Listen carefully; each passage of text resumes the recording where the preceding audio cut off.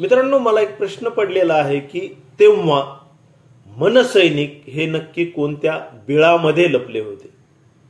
आणि हा फक्त माझा प्रश्न नाहीये, तर हा सर्वसामान्य महाराष्ट्रीयन जनतेच्या मनातील प्रश्न आहे. मी इथं फक्त मांडण्याचं काम करत आहे. मग तेव्हा म्हणजे नक्की केव्हा हे व्हिडिओमध्ये पुढे आपण पाहणार आहोत. व्हिडिओ अजिबात स्किप करू नका. परंतु समाज माध्यमांवरती मनसैनिकांची सध्या प्रचंड हेटाळणी सुरू असल्याचं दिसत आहे आणि त्याबाबतचे एक पोस्टचं उदाहरण इथे सांगतो आणि मग व्हिडिओत आपण पुढे जाऊया. साधारण 3 दिवसापूर्वी फेसबुकवर मी एक पोस्ट पाहिली की तुमच्या फेसबुक वॉलवर फक्त सुपारीबाज एवढंच लिहा. तुमच्या त्या पोस्ट खाली साधारण 100-200 मनसैनिक हे कमेंट करायला येतील. कमेंट म्हणजे शिव्या द्यायला येतील. तर कारण त्या मनसैनिकांना देखील माहिती आहे की आपला नेता हा सुपारीबाज आहे. आणि मग ती पोस्ट पाहिल्यानंतर माझ्या मनात उत्सुकता तयार झाली की हे नक्की खरंच काय आहे का? मग फडणवीसांच्या भाषेत खोटं नरेटिव्ह राज ठाकरेंच्या विरोधात सेट करण्याचा कोणी प्रयत्न करत आहे. मग मी गंमत म्हणून माझ्या फेसबुक वॉलवर सुपारीबाज असं लिहिलं आणि मग त्या पोस्ट खाली साधारण 30-40 कमेंट या मनसैनिकांनी येऊन अर्वाच्य भाषेत केल्या. त्यांना देखील मी एवढंच लिहिलं की इथं तर मी कोणाचं नाव लिहिलं नाही. मग तुम्हाला कसं माहिती की तुमचा नेता सुपारीबाज आहे? असो, त्यांच्याकडे त्याचं उत्तर नव्हतं. परंतु आपण मूळ मुद्द्यावर येऊया की तेव्हा मनसैनिक बिळात का लपले होते. मग तेव्हा म्हणजे केव्हा? तर साधारण सध्या महाराष्ट्रामध्ये मृतावस्थेत असलेली किंवा ज्याच्यामध्ये खूप जीव नाहीये अशी सेना ही जिवंत झाल्यासारखं दिसत आहे. आणि मग आता निवडणूक जवळ आहे आणि सुषमाताई अंधारेंनी सांगितलं की पावसाळ्यामध्ये जशा कुत्र्याच्या छत्र्या उगवतात किंवा मग डास ढेकून हे वाढतात, तसं अनेक पक्ष सध्या ऍक्टिव्ह झालेले आहेत. त्यांनी नाव घेतलं नाही, परंतु त्यांचा रोख हा मनसेकडेच होता. आणि मग सध्या दिसत आहे की अजितदादा पवार यांच्या गटाची अमोल मिटकरी विरुद्ध मनसे असा वाद काही दिवस चालला, साधारण 7-8 दिवस. आणि आता उद्धव ठाकरे विरुद्ध मनसेना किंवा शिवसेना विरुद्ध मनसे अशी एक लढाई सुरू असल्याचं दिसत आहे. आणि मग तुम्हाला ते प्रसंग माहिती आहेत की अमोल मिटकरी सुपारीबाज म्हटले, मग त्यांची गाडी तो कोण कर्णबाळ आहे त्यांनी फोडली. त्यानंतर मग एकमेकांना इशारे, टोले, प्रतिटोले चालूच होते. त्यानंतर मग कुठेतरी मराठवाड्यामध्ये राज ठाकरे यांच्या दौऱ्यावेळी त्यांच्या समोर सुपाऱ्या फेकण्यात आल्या आणि मग उद्धव ठाकरे यांच्या ठाण्यातील दौऱ्यावेळी शेण, बांगड्या आणि थेट नारळ फेकण्यात आली. म्हणजे अशा प्रकारचं सुरू आहे. आणि मग यावर प्रतिक्रिया देत असताना किंवा बोलत असताना राज ठाकरे म्हणाले, माझ्या नादाला लागू नका. अविनाश जाधव म्हणाले की मला वेळ आणि टाइम सांगा, कुठे यायचं ते सांगा, मी जिथं पाहिजे तिथं हजर होतो.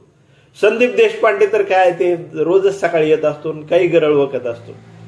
कर्णबाळाने तर ते काय करूनच दाखविलं, गाडी फोडून दाखविली वगैरे. मग हे जे सर्वजण आता शूरवीर बनलेले आहेत, त्यांच्या बाहूमध्ये बळ आलेलं आहे, तर हेच सर्वजण तेव्हा कोणत्या बिळात लपले होते? आणि मग तुम्हाला प्रश्न पडला असेल की तेव्हा म्हणजे नक्की केव्हा? तर साधारण काही महिने, काही वर्षांपूर्वीची गोष्ट आहे. राज ठाकरे यांनी अयोध्येचा दौरा निश्चित केला होता. तारीख ठरली होती, वेळ ठरली होती, जाण्याची सर्व तयारी झाली होती. आणि मग अचानकपणे उत्तर प्रदेशमधून भाजपचा एक खासदार ब्रिजभूषण शरण सिंग याने इशारा दिला, राज ठाकरे जर इकडे आला तर आम्ही परत जाऊ देणार नाही वगैरे वगैरे. म्हणजे टीकेची भाषा केली, अतिशय टोकाची टीका केली. आणि ही टीका करत असताना मग ब्रिजभूषण शरण सिंग यांनी राज ठाकरे यांचा उंदीर असा उल्लेख केला. मग हे सर्व मनसैनिक तेव्हा नक्की असे चवताळून का उठले नाही? हे मनसैनिक नक्की कुठं गोधडीमध्ये झोपले होते का मग यांचं रक्त तेव्हा थंड पडलं होतं? ब्रिजभूषण शरण सिंग यांच्या विरोधात इकडे बसून पत्रकार परिषद सुद्धा घेण्याची हिंमत कोणत्याही मनसेच्या नेत्याने दाखवली नाही ना. राज ठाकरे म्हटले की माझ्या नादी लागू नका, कारण हे एका पक्षाचे प्रमुख आहेत आणि तो तर एका पक्षाचा फक्त खासदार आहे. बरं, हे इथपर्यंतच थांबलं का? तर अजिबात नाही. तोच ब्रिजभूषण शरण सिंग महाराष्ट्रामध्ये थाटामध्ये आला आणि थाटामध्ये पुण्यामध्ये येऊन एक कार्यक्रम करून गेला. पुण्यामध्ये येऊन, महाराष्ट्रात येऊन, आणि हे महाराष्ट्र नवनिर्माण सेनेवाले, ठीक आहे हरकत नाही, तो उत्तर प्रदेशचा आहे, महाराष्ट्र नवनिर्माण सेनेची तिकडे ताकद नाहीये, तिकडे जाऊन त्याला प्रत्युत्तर देऊ शकत नाही, त्याची गाडी अडवू शकत नाही, हे समजू शकतो आपण.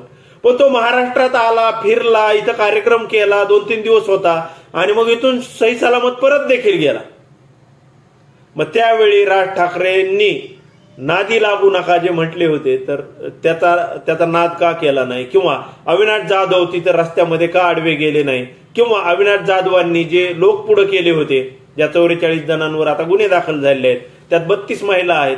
मग हे सर्व टीम अविनाश जाधवची नक्की कोणत्या वेळात लपली होती? कारण ब्रिजभूषण शरण सिंग हा थेट उंदीर म्हटला होता राज ठाकरेंना. आणि मग जर त्याच्या हिशोबाने राज ठाकरे उंदीर होत असतील तर हे सगळेच उंदर, मग खालचे सगळेच जण. मग त्यावेळी संदीप देशपांडे नक्की कोणत्या बिळात होता? त्यावेळी मग अन्य जे कोणी मनसैनिक आहेत तर हे कोणत्या बिळामध्ये लपले होते? कारण आत्ताच विदर्भाचा दौरा राज ठाकरेंचा होणार आहे आणि मग तिकडचं एक कोणतरी जिल्हा प्रमुख आहे, नाव आता आठवत नाहीये, पण त्याची आजच बातमी आली की जशाच तसं उत्तर देऊ, फक्त अडवून दाखवा. अरे मग त्यावेळेस तू त्या नेत्याला जेव्हा उंदीर म्हटला तो ब्रिजभूषण शरण सिंग, तेव्हा नक्की कोणत्या वेळामध्ये लपला होता? आणि मग हे सर्व जेव्हा पाहतो तेव्हा मग साहजिकच सर्वसामान्य लोक, मी ज्यांना बोलतो तर ते प्रश्न विचारतात, आमची चर्चा होते, ते म्हणतात की तेव्हा म्हणजे ब्रिजभूषण शरण सिंह महाराष्ट्रात आला किंवा राज ठाकरेंना उंदीर म्हटला, त्यावेळी मग हे सगळेजण उंदर ब्रिजभूषण शरण सिंहच्या भाषेत कोणत्या बिळामध्ये लपले होते? आणि आता त्यांना एवढं स्फुरण नक्की का चढलं आहे? जे अमोल मिटकरींच्या अंगावर जातात किंवा उद्धव ठाकरेंच्या ताफ्यामधील गाड्या फोडतात नारळ फेकून किंवा शेण फेकतात वगैरे वगैरे वगैरे. आणि मग इथं एकच शेवटचा मुद्दा सांगतो हा व्हिडिओ संपवतो. मित्रांनो, मराठी माणसांना दुहीने संपवलेलं आहे. इथं एकमेकांचे पाय ओढण्यामध्ये धन्यता मानल्या जाती. इतिहासामध्ये जर डोकावलं तर परकीयांपेक्षा किंवा विरोधकांपेक्षा आपणच आपल्या लोकांचे पाय जास्त ओढल्याचं दिसत आहे. मग त्यामध्ये शिवसेनेमध्ये उभी फूट पाडून राज ठाकरेंनी शिवसेनेची ताकद कमी करणं असेल, किंवा मग शिंदेंनी शिवसेनेची ताकद कमी करणं असेल, किंवा शरद पवार जे देशाचे नेते आहेत त्यांच्यामधून फुटून जाऊन अजित पवारांनी त्यांची ताकद कमी करणं असेल, किंवा मग स्वर्गीय गोपीनाथ मुंडे यांनी ते जेव्हा राष्ट्रीय राजकारणावर त्यांचं वजन टाकत होते तेव्हा त्यांचाच पुतण्या असलेल्या धनंजय मुंडेंनी विरोधात जाऊन गोपीनाथ मुंडेंची ताकद कमी करणं असेल, हे सर्व उदाहरणं, किंवा इतिहासामध्ये जर गेलं तर अगदी शिवाजी महाराजांना देखील जेवढ्या लढाया मोगलशाही, आदिलशाही किंवा निजामशाही विरुद्ध लढाव्या लागल्या, तशाच काहीशा लढाया या महाराष्ट्रामधील जे काही सरदार घराणे होते त्यांच्या विरोधात देखील लढाव्या लागल्या होत्या. आणि मग महाराष्ट्राला दुहीचं काय शाप आहे असं म्हटलं तर अजिबात वावगं ठरणार नाही.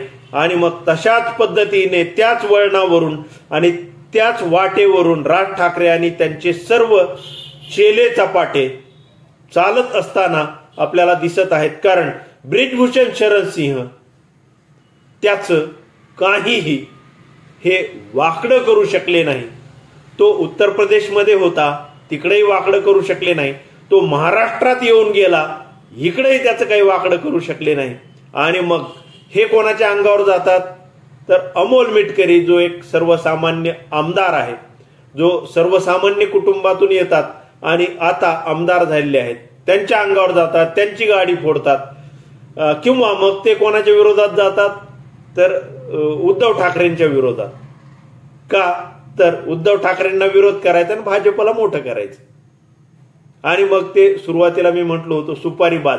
तर मनसैनिकांना देखील माहिती आहे की राज ठाकरेंनी 2011-12ला कोणाची सुपारी वाजवली, 14ला कोणाची सुपारी वाजवली, नंतरच्या महानगरपालिका निवडणुकांमध्ये 16, 17, 18ला कोणाच्या सुपाऱ्या वाजवल्या, 19ला कोणाची सुपारी वाजवली, दरम्यानच्या काळात शांत राहिले, आणि 24ला कोणाची सुपारी वाजवली, आणि आता विधानसभेसाठी नक्की कोणाची सुपारी वाजवत आहेत. आणि हेच जेव्हा जनतेमध्ये मी जाऊन चर्चा करतो तेव्हा जनताच प्रश्न विचारते की तेव्हा राज ठाकरे, मनसे आणि सर्व त्यांचे पदाधिकारी नक्की कोणत्या बिळात लपले होते. मित्रांनो, याविषयी तुम्हाला नक्की काय वाटतंय कमेंट करून नक्की सांगा. आजच्या पुरतं एवढंच, थांबतो. धन्यवाद.